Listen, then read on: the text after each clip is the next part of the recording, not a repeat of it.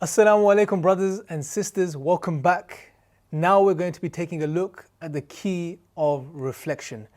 Now this is another very interesting key, and what we mean by the key of reflection is where the human being, the person, this rational, living human, conscious human being that Allah has created reflects over some very deep questions, reflects over the creation of the universe and the world that we live in, and reflects over his or her own life and what life means, right? Now, we know Allah subhanahu wa ta'ala throughout the Quran encourages us to reflect, to look into the creation of the heavens and the earth. For example, in chapter 3, verse 190, Allah says, إِنَّ فِي خَلْقِ السَّمَاوَاتِ وَالْأَرْضِ وَاخْتِلَافِ اللَّيْلِ وَالنَّهَارِ لَآيَةٍ لِأُولِي الْأَلْبَابِ. That indeed in the creation, without a doubt, in the creation of the heavens and the earth, and the alternation of the night and day, in these things are clear signs for a people of understanding, of deep reflection, of purity, right? Of a pure essence.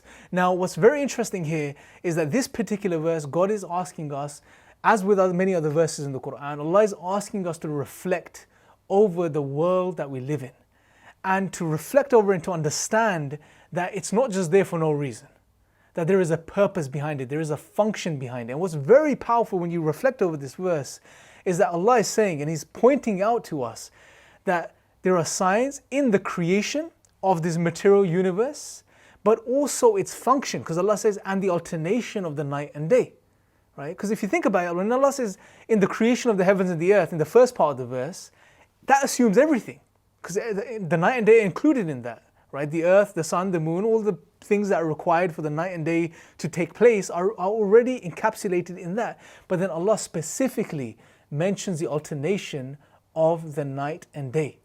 So it's almost like Allah is telling us that don't only just reflect over the universe, but also understand and reflect over the fact that there is a purpose, there is a function of the universe.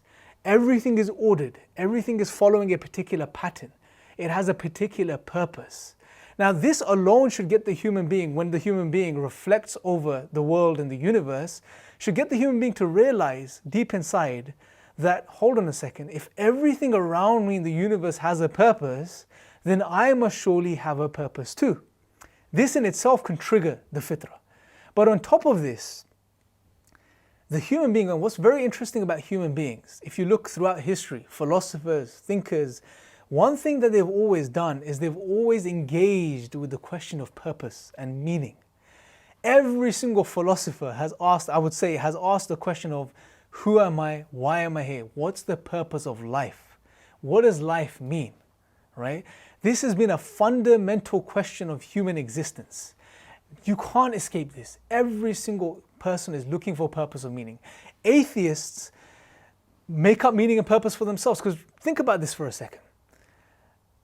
Someone that calls himself an atheist or a naturalist, what they're basically saying is that we live in a world which is comprised of just random happenings, random matter that's been whizzing around for millions and millions of years, God knows how long, randomly colliding into each other, and has resulted in everything that we see in the world today. That includes us as human beings and everything about us. Our feelings, our emotions, our consciousness, everything about us. If this is the case, if you just follow along for a second with this naturalist, atheist way of thinking, that means that there is no purpose. Because, why? Because everything is an accident. Everything is an accident. Now, if everything is an accident, there is no meaning, there is no value, there is no purpose, there is no who am I? What's my purpose? Where am I going? These questions have no answers on their worldview. But what's interesting is at the same time, this is what their worldview says or suggests, but at the same time, they can't stop but look for purpose or meaning. Because this is so intuitive and intrinsic within the human being to look for purpose, to look for meaning. This is why you had some movements among some atheist philosophers where they came up with certain views where they would say, okay, there is no meaning or purpose to life, right? They just had this sort of nihilist outlook on life, but at the same time, keep looking for meaning and purpose, right? They lived this contradiction, this absurdity, because they couldn't help but look for meaning or purpose.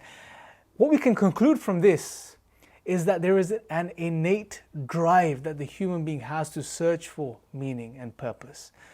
And this in itself, this search is a blessing from Allah, that Allah has put this within human beings to look for these things, because this can lead them to the truth, right?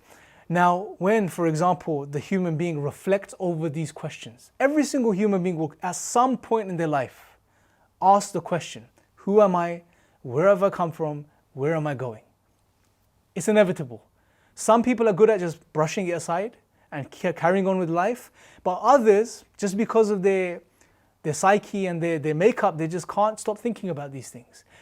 And when the person asks for these questions, they are looking for answers, right?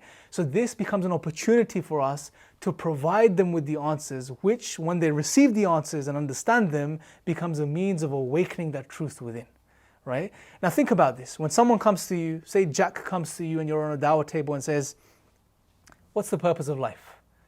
You know, I'm looking for purpose. I can't find it on atheism. I can't find it on naturalism. What is the purpose of life according to you?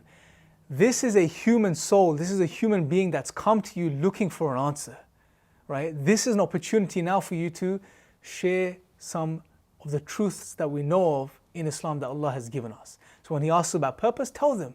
God tells us in the Quran, وَمَا خَلَقْتُ الْجِنَّ وَالْإِنسَ إِلَّا لِيَعْبُدُونَ, that God has not created the human being or the jinn kind, these other creation, for no other reason except to worship Him. As I believe one of the companions commented on this particular verse, and he said, is to know Allah and to worship Him. So you can tell Jack, we were created for a higher purpose, which is to know our Creator and to worship Him, submit ourselves to Him, and do good while we're here. Because this is what Islam calls us to worship God, to acknowledge Him, and to do good, live good, upright, just lives full of, of good. And this is what we're here to do. So give Jack the answer, and you'll be surprised at the impact that this could have, because Jack has been looking for the answers to these questions and he has now found them. And this is something very profound about the Quran, and something we'll touch upon is that the key of revelation, which we'll speak about soon, but the key of revelation encapsulates all of these other keys. And here, for example, it encapsulates the key of reflection.